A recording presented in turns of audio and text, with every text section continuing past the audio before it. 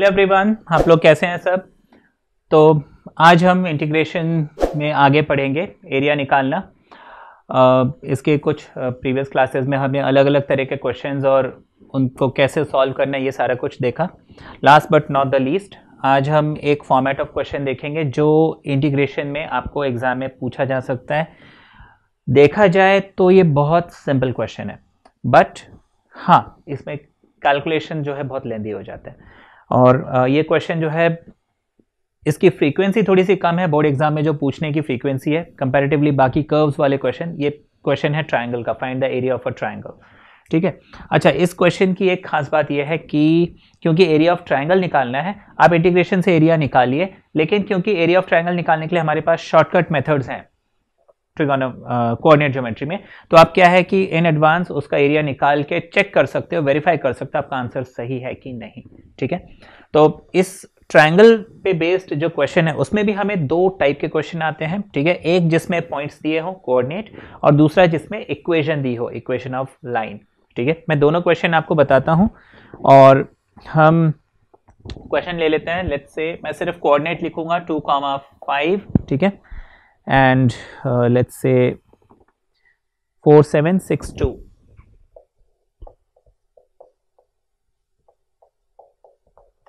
ठीक है, आपको बोला है कि find the area of a triangle, find the area of a triangle using integration whose vertices have the coordinates 2,5, 4,7 and 6,2। ठीक है, ये आपका क्वेश्चन है। मैंने पूरा क्वेश्चन नहीं लिखा, सिर्फ कोऑर्डिनेट ऑफ द वर्टिसेस लिख लिया है, आपको एरिया निकालना है। ठीक है ना, अब इस क्वेश्चन को हम कैसे करेंगे तो देखिए, मैं सबसे पहले इसका जो रूल हमने स्टार्टिंग में समझे उस रूल को हमें फॉलो करना है। Let's say this is 1, this is 2, this is 3, 4, 5, 6, 7, 8। ठीक है, 1, 2, 3, 4, 5, 6, 7 and let's say this is 8। 2,5। ठीक है ना, 2 यहाँ पे 1, 2, 3, 4, 5, तो 2,5 जो है समवॉट यहाँ कहीं पे होना चाहिए, तो ये हो गया A। अच्छा, नेक्स्ट इज 4,7, 1, 2, 3, 4 एंड 1, 2, 3, 4, 5, 6, 7, तो यहाँ कहीं पे हमारा B होना चाहिए। C is 6,2, तो 1, 2, 3, 4, 5, 6 and 2 is this, तो अप्रॉक्सीमेटली वो यहाँ कहीं पे होना चाहिए। फाइन, अब हम क्या करते हैं कि इन तीनों पॉइंट्स को ज्वाइन कर देते हैं।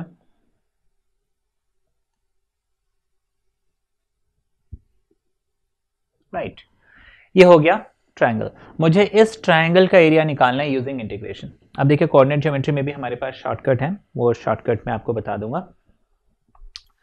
तो अब मुझे यहाँ पे क्या करना है, एरिया निकालना है। अब यहाँ पे देखिए, जैसे कि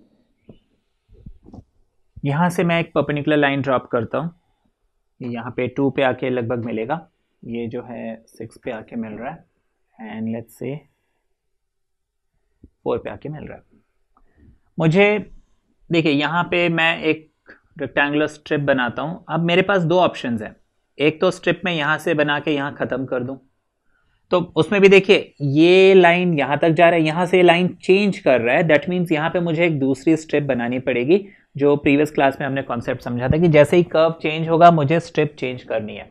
ठीक है ना, अच्छा अब उसके लिए मुझे क्या चाहिए, एक तो इसकी इक्वेशन, एक इसकी इक्वेशन। दैट मीन्स ये एक स्ट्रेट लाइन है, स्ट्रेट लाइन में मुझे 2 पॉइंट्स दिए हुए हैं तो मुझे उनकी इक्वेशन चाहिए। ये भी एक स्ट्रेट लाइन है, इसमें मुझे 2 पॉइंट्स दिए हुए हैं तो मुझे उसकी इक्वेशन चाहिए। ठीक है ना, अच्छा ये भी एक स्ट्रेट लाइन है, मुझे इसकी भी इक्वेशन चाहिए। तो ये तीनों स्ट्रेट लाइन की इक्वेशन हमें निकालनी होगी और इक्वेशन निकालने के लिए हम फॉर्मूला लगाएंगे y minus y1 is equal to y2 minus y1, x2 minus x1 and x minus x1। This is the 2 point form जो कि कोऑर्डिनेट ज्योमेट्री क्लास 11th में हमने पढ़ा है। अगर आपको याद नहीं भी है, नॉट टू वरी, इतना फॉर्मूला आपके लिए सफिशिएंट है। और यहाँ पे x1 y1 x2 y2 क्या होता है तो वो मैं बता दूं। मैंने अगर ये 2 पॉइंट्स लिए हैं तो रैंडमली किसी को भी मैं x1 y1 और किसी को भी मैं x2 y2 अज्यूम कर सकता हूँ। ठीक है, that's totally up to me. तो अगर मैंने इसको x1 y1 लिया तो इसको मैं x2 y2 लूंगा, ठीक है। ऐसे करके मैं इसमें वैल्यूज पुट करूंगा, मुझे इक्वेशन मिल जाएगी। ओके, एक तरीका ये हो गया, ठीक है ना। तो मैं क्या करूंगा, यहाँ पे जैसे p x1 y1, यहाँ पे q x1 y2, तो एरिया ऑफ स्ट्रिप क्या हो जाएगा, y1 माइनस y2 है ना, dx। फिर वो कहाँ से कहाँ तक इंटीग्रेट हो रहा है वो मैं देख लूंगा। ऐसे ही यहाँ पे भी है ना, let's say r x3 y3 and s x3 y4, तो y3 माइनस y4 ऐसे कर सकते हैं। दूसरा तरीका क्या है कि मैं यहाँ पे 3 स्ट्रिप बनाऊं, समझिएगा इस चीज को, 3 स्ट्रिप बनाऊं, कैसे क्या क्या है वो मैं बताता हूं। तो देखिए, एक स्ट्रिप मैं यहां से लेके नीचे तक बनाऊंगा। ये जो स्ट्रिप है यहां से लेके यहां तक मूव होगा, उससे क्या होगा, ये जो क्वाड्रिलेटरल है आपका, इसका एरिया आ जाएगा, ठीक है ना। अच्छा, एक स्ट्रिप मैं यहां पे बनाऊंगा, उससे मुझे यहां से लेके यहां तक ये जो क्वाड्रिलेटरल है इसका एरिया मिल जाएगा। तीसरा मुझे क्या करना है, इस लाइन के नीचे भी एक स्ट्रिप बनाना है, और ये जो दो एरियाज मैं निकालूंगा इस स्ट्रिप और इस स्ट्रिप से, उसको ऐड करूंगा, और ये जो नीचे वाली स्ट्रिप है उसको मैं यहां से यहां तक इंटीग्रेट करके उस स्ट्रिप के एरिया को सब्ट्रैक्ट कर दूंगा। तो एक ये क्वाड्रिलेटरल का एरिया, एक ये क्वाड्रिलेटरल का एरिया, उसमें से इस क्वाड्रिलेटरल के एरिया को मैं माइनस कर दूंगा, मेरा आंसर आ जाएगा। तो दो मेथड्स है मेरे पास, मैं किसी भी मेथड से इस क्वेश्चन को सॉल्व कर सकता हूं, ठीक है। तो इसमें मैं प्रोसीड करता हूं, आपको बताता हूं।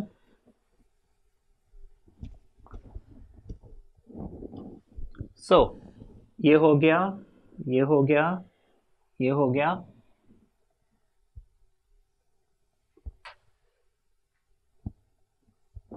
तो ये है हमारे पास 2 and this is basically 4, this is 6, है ना। ये ऐसे थे हमारे पास पॉइंट, लिखने की जरूरत नहीं है। अब पॉइंट ऑफ इंटरसेक्शन देखिए, इस क्वेश्चन में अगर मुझे पॉइंट्स दिए हुए हैं, ऑलरेडी वर्टिसेस दिए हुए हैं, तो यहाँ पे पॉइंट ऑफ इंटरसेक्शन निकालने का झंझट खत्म हो जाता है, ठीक है ना। लेकिन मुझे इक्वेशन निकालना पड़ता है, तो नो बिग डील, हम इक्वेशन निकाल लेते हैं, equation of A B, equation of B C and equation of A C, ठीक है। तो हम उसके लिए क्या करेंगे, ये 2 पॉइंट फॉर्म यूज कर लेंगे। तो equation of A B, equation of A B formula लगाएंगे y2 minus y1 x2 minus x1 x minus x1। तो मैंने सपोज इसको x1 y1 ले लिया और इसको x2 y2 ले लिया। फॉर्मूला कहता है y माइनस y1 यानी कि 5 is equal to y2 minus y1 यानी 7 माइनस 5, x2 माइनस x1 यानी 4 माइनस 2, x माइनस x1 यानी x माइनस 2। ये इक्वेशन बन गया, ठीक है। अब मैं इसको सॉल्व कर लूंगा, ये मुझे मिल जाएगा y minus 5 is equal to 7 minus 5 is 2, 4 minus 2 is 2, तो ये 2/2 यानी कि 1, तो y minus 5 is equal to x minus 2। 5 को वहाँ शिफ्ट करते हैं, प्लस 5 बन जाएगा, तो -2 प्लस 5 यानी कि सिर्फ +3, तो y is equal to x plus 3। ये मुझे इक्वेशन मिल गया किसका, ए बी का। तो ए बी की इक्वेशन मेरे पास है y equals to x plus 3, ठीक है। This is equation number 1, right. अब हम बी सी की इक्वेशन निकालेंगे, इक्वेशन ऑफ बी सी। इस बी सी के लिए अगेन मैं क्या करता हूं, let's say this is x1 y1 and let's say this is x2 y2, right. Area निकाल लेते हैं, तो फॉर्मूला लगाएंगे वापस वही y माइनस y1। अब y1 क्या है मेरे पास, 7 है, तो y minus 7 is equal to y2 minus y1 यानी 2 माइनस 7,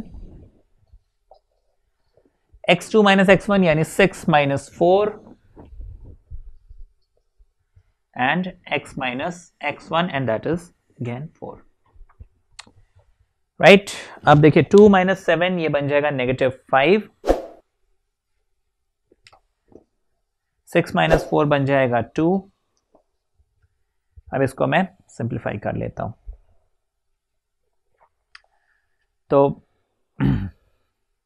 इसको ऐसे ही रहने देते हैं, 7 को दूसरी तरफ शिफ्ट कर देते हैं, तो मुझे बी सी की इक्वेशन मिल जाएगी y इज इक्वल टू +7, ठीक है। तो y is equal to -5/2 x - 4 + 7। ठीक है, इसको आप चाहे तो ब्रैकेट ओपन करके -5x/2 माइनस माइनस प्लस 5 × 4/2 + 7, 2 2 ज़ा 4, 5 2 ज़ा 10, तो ये हो जाएगा 17। ठीक है, तो बी सी की इक्वेशन क्या मिल गई मुझे, y is equal to -5x/2 + 17। Right, इतना हो गया। नेक्स्ट मुझे देखना है ए सी के इक्वेशन। ठीक है ना, इक्वेशन ऑफ ए सी। तो अब मैं इस x2 y2 को चेंज कर लेता हूं। लेट्स से वापस इसी को x1 y1 और इसको x2 y2 अगर मैं लिखता हूं तो क्या होता है, इक्वेशन ऑफ ए सी या सी है, कुछ भी लिख लीजिए। अच्छा, अब y - y1, y1 किसको लिया है, 5 को, तो हम 5 लिख लेते हैं, is equal to y2 - y1 यानी 2 - 5, x2 - x1 यानी 6 - 4, x - x1 यानी कि 2। ठीक है, इतना हो गया। अब 2 - 5 इज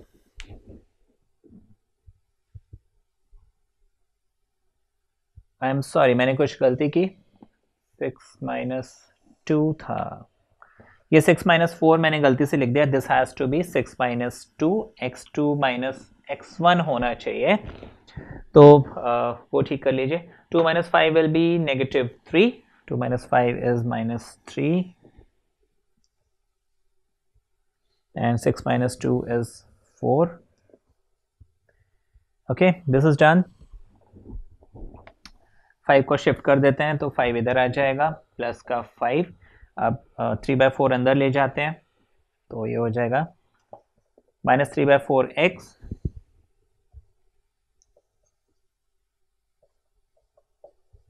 माइनस माइनस प्लस, ये आ जाएगा 2 2 ज़ा 4, तो इसको 2 5 ज़ा 10, तो ये हो जाएगा 13/2। कैलकुलेशन मैंने यहीं पे कर लिया, तो मुझे ए बी बी सी सी ए तीनों के इक्वेशन मिल गए हैं। ठीक है, अब मुझे क्या करना है, हाँ इक्वेशंस मिल गए, मुझे अब सिर्फ इंटीग्रेट करना है और आंसर निकालना है। अब मैंने आपको 2 अप्रोचेस बताई हुई हैं, तो मैं कोई भी अप्रोच ले लेता हूँ। सपोज मैंने एक स्ट्रिप ऐसे ले लिया, एक स्ट्रिप ऐसे ले लिया, तो यहाँ पे P let's say x1 y1 लिया है एंड लेट्स से यहाँ पे Q x2 y2 लिया है, तो ये वाला एरिया, ठीक है, ये वाला एरिया मतलब यहां से लेके यहां से लेके यहां से लेके यहां तक, ये हो जाएगा y1 dx इंटीग्रेट।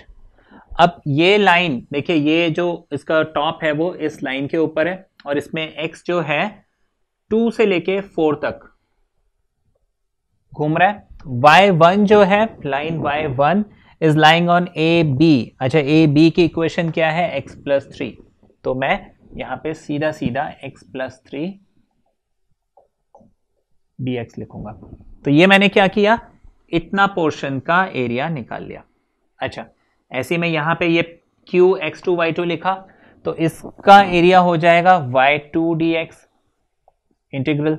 अब ये y2 जो है वो b से लेके c तक मूव कर सकता है, मतलब x जो है 4 से लेके 6 तक मूव कर सकता है, तो लिमिट हमने डाल दी 4 से लेके 6। y2 इस BC लाइन पे है, BC लाइन की इक्वेशन क्या है, ये है, तो हम यहाँ पे क्या करेंगे कि y2 की जगह इस BC की इक्वेशन पुट कर देते हैं, यानी कि -5x/2 + 17, ये हो गया। ठीक, इससे क्या हुआ कि मुझे ये वाला एरिया और ये वाला एरिया मिल गया, लेकिन मुझे सिर्फ ट्रायंगल का एरिया चाहिए था, मतलब इतना हिस्सा। तो नीचे जो ये अनवांटेड एरिया ऐड हो रहा है इसको मुझे सब्ट्रैक्ट करना पड़ेगा। उसके लिए मैं क्या करूंगा, यहां पे एक और स्ट्रिप बनाऊंगा पी क्यू, इसको मैं लिख लूंगा आर। यहां से मैंने एक स्ट्रिप बनाया और let's say this is are x3 y3। तो ये जो है यहां से यहां तक मूव होगा, तो उन दोनों एरियाज में से इसको माइनस मुझे करना है। तो मैं इस एरिया को लिख लूंगा minus integral of y3 dx। ये y3 जो है 2 से लेके 6 तक मूव कर सकता है, तो मैं इसको 2 से लेके 6 तक लिख लेता हूं। y3 जो है ए सी के ऊपर है और ए सी की इक्वेशन ये है, तो मैं यहां पे y3 की जगह वो वैल्यू पुट कर दूंगा। तो minus integral of -3x/4 plus 13/2 dx, और इसकी लिमिट हो जाएंगी 2 से लेके 6। ये 3 बहुत सिंपल इंटीग्रल है जो मुझे सॉल्व करने हैं। हाँ, इसमें यह है कि ये काम थोड़ा सा बढ़ जाता है, माना लेंदी हो जाता है ये क्वेश्चन। बाकी इसमें ऐसा नहीं है कि बहुत मुश्किल इंटीग्रल मिल रहा है, लॉग वगैरह मिल रहा है, साइन मिल रहा है, जैसे कि सर्कल्स में खासकर, एलिप्स में खासकर हमें साइन टैन ये सारी चीज़ें मिल जाती हैं, लेकिन हाँ कैलकुलेशन इसमें लंबा होता है। तो ये हमने कर लिया, अब मुझे इसको सिर्फ और सिर्फ सॉल्व करना है और कुछ नहीं करना है, ठीक है, और हमारा आंसर आ जाएगा। तो x बन जाएगा x²/2, 3 बन जाएगा 3x, लिमिट्स आ जाएगी 2 और 4 प्लस 5x², नीचे 2 ऑलरेडी है, ठीक है ना, x बन जाएगा x²/2 और नीचे 2 ऑलरेडी है, तो 2 2 ज़ा 4, 17x, 4 से लेके 6, माइनस हम करेंगे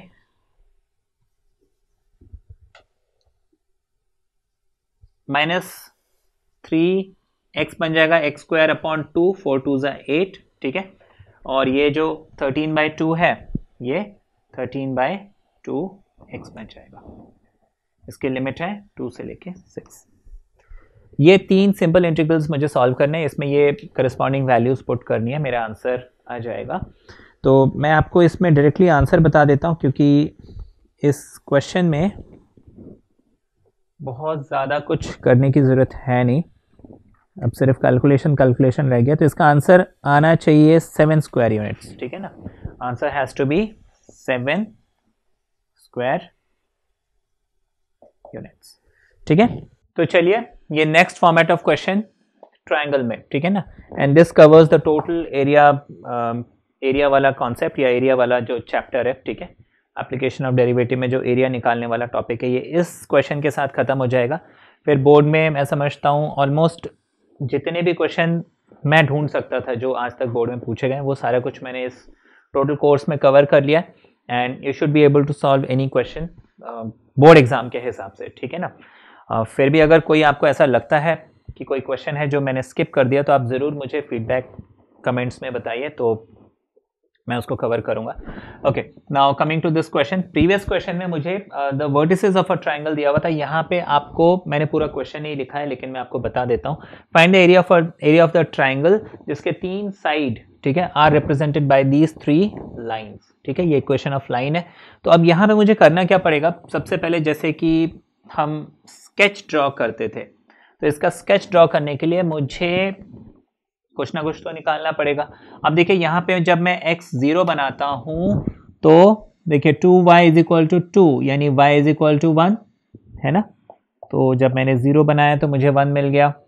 जब मैं y को 0 बनाता हूँ तो x मुझे मिल जाता है 2, तो y को मैंने 0 बनाया, x मुझे मिल गया 2, ठीक है। दिस फर्स्ट इक्वेशन, ठीक है, 0,1।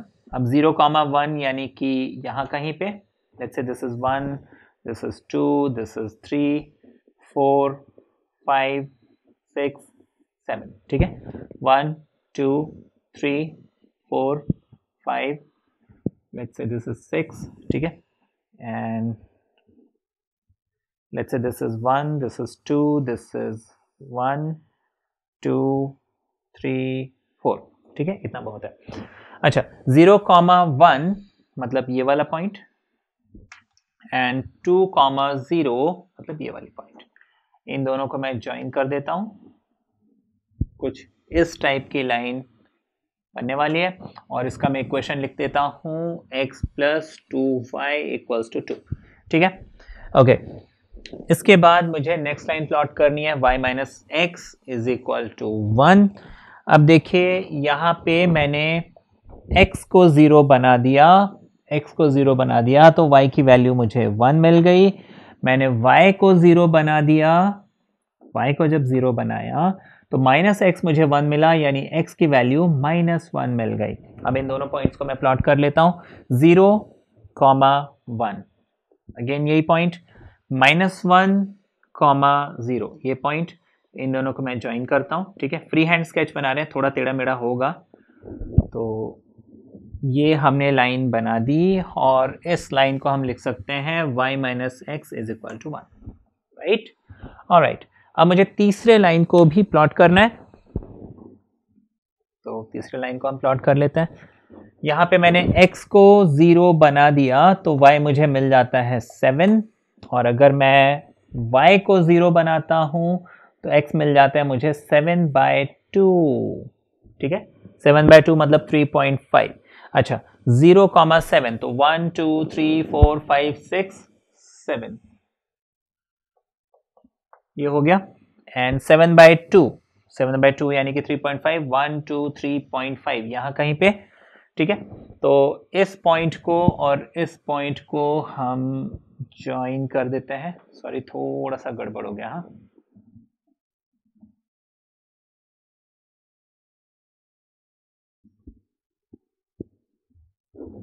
चलिए कुछ इस टाइप का होगा, और ये कर्व की इक्वेशन हो गई 2x + y = 7, right. Okay, triangle हमने बना लिया, प्लॉटिंग कर ली, ये ट्रिक समझ में आ गई। आप जनरली लाइन को प्लॉट करने के लिए एक बार x को 0 बनाओ, एक बार y को 0 बनाओ, x को 0 बनाओ, y को 0 बनाओ, 10th क्लास में ये किया होगा प्लॉटिंग का काम, ठीक है ना। तो ग्राफ प्लॉट हो गया, एक लाइन ये है, एक लाइन ये है, एक लाइन ये है, तो ट्रायंगल जो इसमें बन रहा है वो ये बन रहा है, तो मुझे इस ट्रायंगल का एरिया निकालना है। अब देखिए प्रीवियस क्वेश्चन में हमारा जो ट्रायंगल बना था वो ऐसे ऊपर बना था सारा का सारा, तो हमने क्या किया कि ऐसे डिवाइड कर लिया, तो मैंने इतना पोर्शन का एरिया निकाला, इतना पोर्शन का एरिया निकाला, उसमें से इस पोर्शन को सब्ट्रैक्ट कर दिया। लेकिन यहाँ पे क्या हो रहा है, इस ट्रायंगल का कुछ हिस्सा x एक्सिस के ऊपर है, कुछ हिस्सा x एक्सिस के नीचे है, इस वजह से मुझे क्या करना पड़ेगा, यहाँ पे y2 - y1 वो कॉन्सेप्ट लगा के मुझे इस क्वेश्चन को सॉल्व करना पड़ेगा, ठीक है। तो अब मुझे यहाँ पे पॉइंट ऑफ इंटरसेक्शन चाहिए, पॉइंट ऑफ इंटरसेक्शन, तो मैं क्या करूंगा, पॉइंट ऑफ इंटरसेक्शन के लिए एक बार 1 2 है ना, suppose this is equation 1, this is equation 2 and this is equation 3, तो एक बार मैं 1 एंड 2 को सॉल्व करूंगा, एक बार मैं 2 एंड 3 को सॉल्व करूंगा, और एक बार मैं 3 एंड 1 को सॉल्व करूंगा। मतलब 2 करके मुझे हर इक्वेशन को सॉल्व करना है और मुझे पॉइंट ऑफ इंटरसेक्शन निकालना है। पॉइंट ऑफ इंटरसेक्शन निकालना वेरी इजी, जो 10th में हम दो लीनियर इक्वेशन को सॉल्व करते थे, that is basically point of intersection, है ना। 11th में भी इस चीज को आपने समझा होगा। तो x + 2y = 2 है, y - x को अगर मैं -x + y लिख लूं तो कोई फर्क नहीं पड़ता है। सॉल्व करेंगे, दिस गेट्स कैंसल, 2 + 1 3, 2 + 1 3, यानी कि y मुझे मिल जाएगा 1, y मुझे 1 मिल गया। अब y की वैल्यू मैं यहाँ पे पुट कर देता हूं, तो -x + 1 = 1, 1 and 1 कैंसिल, x बन जाएगा 0, तो 0,1, ठीक है। इन दोनों लाइंस के पॉइंट ऑफ इंटरसेक्शन क्या है, 0,1,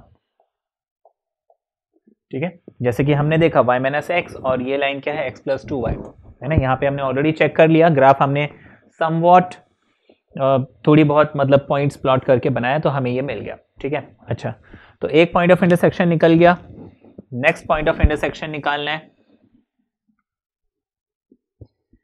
नेक्स्ट पॉइंट ऑफ इंटरसेक्शन निकालने के लिए मैं इन दोनों इक्वेशंस को आपस में सॉल्व करता हूं, यानी कि 2x plus Y becomes 7 and इसको आगे पीछे करता हूं, minus X plus Y equals to 1।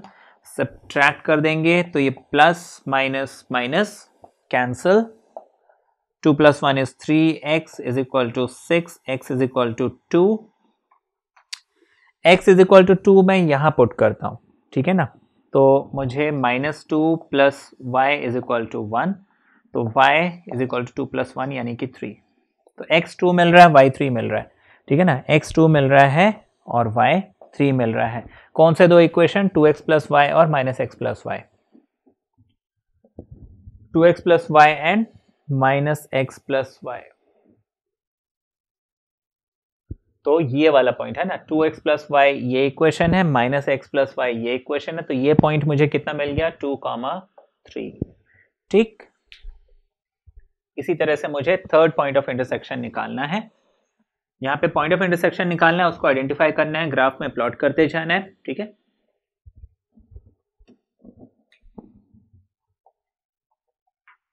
अच्छा, अब ये दोनों हो गया, ये दोनों हो गया, फर्स्ट एंड लास्ट, यानी कि x plus 2y equals to 2 और 2x plus Y is equal to 7। ये आखिरी इक्वेशन बच गया जिसको मुझे सॉल्व करना है और इसके पॉइंट ऑफ इंटरसेक्शन निकालने हैं। अब इसमें क्या किया जाए, देखिए इसको सॉल्व करने के कई तरीके हैं। मैं इसको ट्रेडिशनल मेथड से कर रहा हूँ, आपके पास कोई शॉर्टकट मेथड है आप उससे भी देख सकते हैं।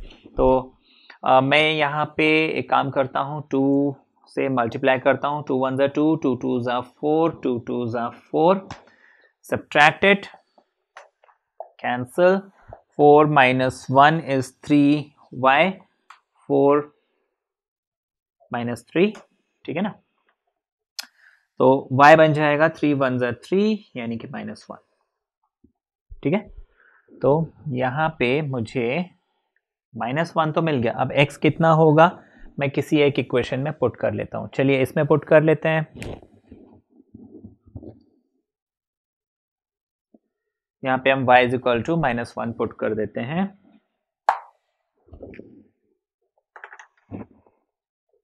-1 वहां शिफ्ट हो जाएगा तो 7 प्लस 1 यानी कि 8 आ जाएगा, ठीक है। -1 यहाँ था, उधर गया तो 7 प्लस 1 8 हो गया। 2 उस तरफ जाएगा तो 2 4 8, तो x मुझे मिल जाएगा 4, ठीक है।